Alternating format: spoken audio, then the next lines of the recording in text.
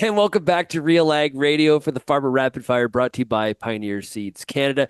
Make sure you check out Viatude. Great opportunity when we're fighting Scarlatina and white mold. You can find out more by going to pioneer.com/Canada. Speaking of Pioneer Seeds Canada, we're joined by area agronomist based out of St. Mary's, Ontario. It is Greg Stops. Hey, Greg, how's it going?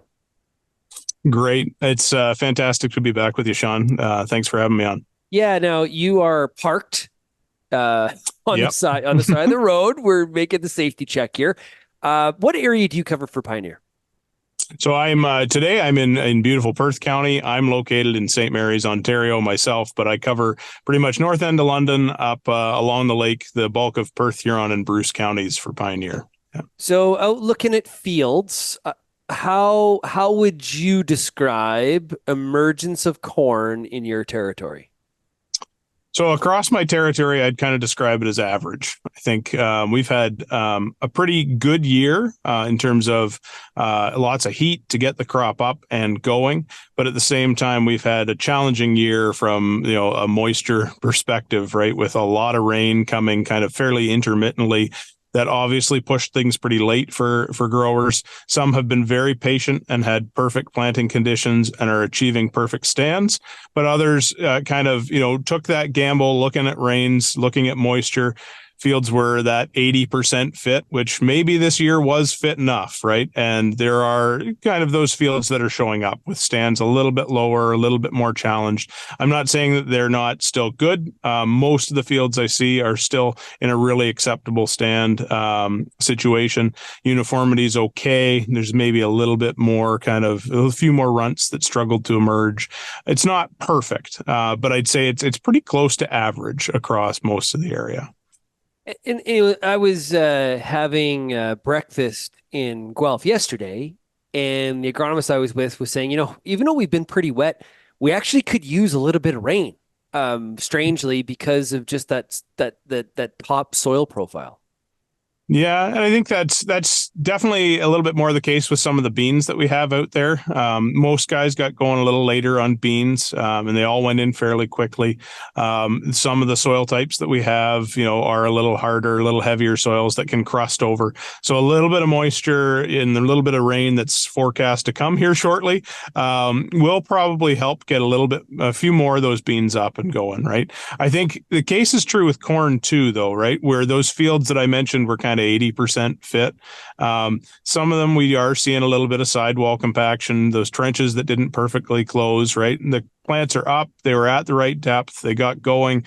But of course, you're always concerned about that sort of hatchet root syndrome growing along the trench, right? And a little bit of rain will help in terms of softening that sidewall and getting those plants along a little further so they can get their roots below that seed trench and then branch out rather than getting stuck kind of in that trench. If things were to go dry now, I think we'd actually see a lot more of the potential mistakes or those spots that were probably not quite as fit as we thought.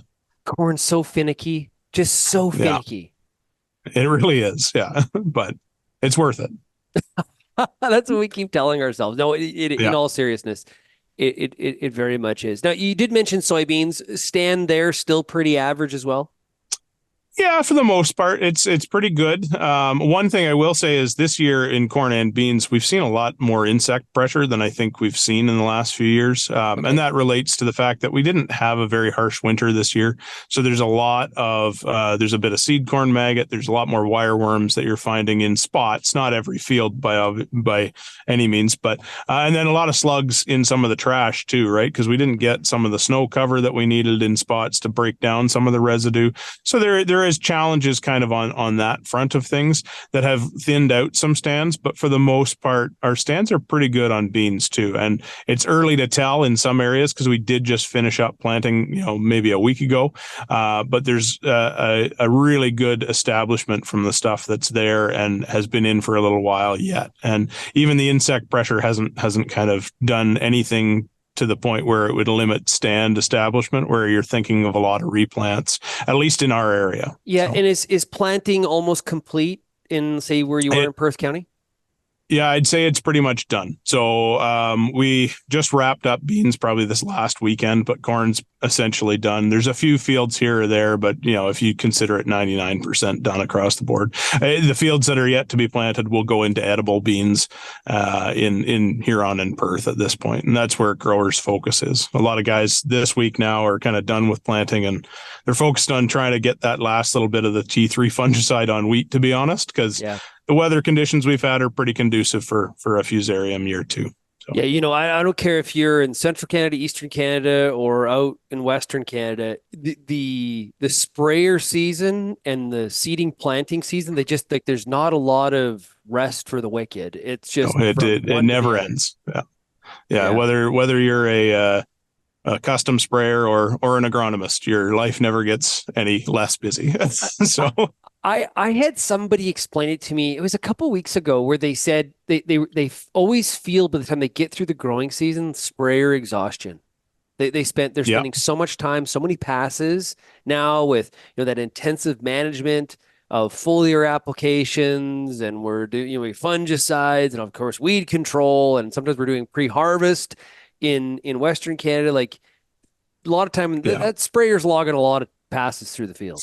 Absolutely is. It's absolutely necessary. The more we want to get out of these crops, right? Like you said, we got to feed it, and we got to kind of all of these things tend to be necessary. I mean, maybe not all of them, right? But Yeah. we got to prove those things to ourselves. And there are so many passes that do really help, but you got to be conscious of that sprayer exhaustion, like you say.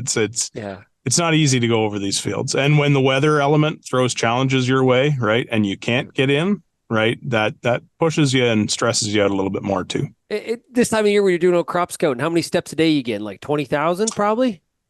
Probably that. Yeah. Yeah. I'll be honest. I didn't charge my Apple Watch the other day, so it kind of died on me, and I've lost track of steps today. But yeah, it's more than normal. That's for Yeah. sure, and a Well, lot more kilometers on the truck too. It's amazing how far you can go in a day walking and driving. So absolutely. Well, hey, Greg, yeah, thanks a lot for joining us here today on the Farmer Rapid Fire, and thanks to Pioneer Seeds Canada for being the sponsor of the show.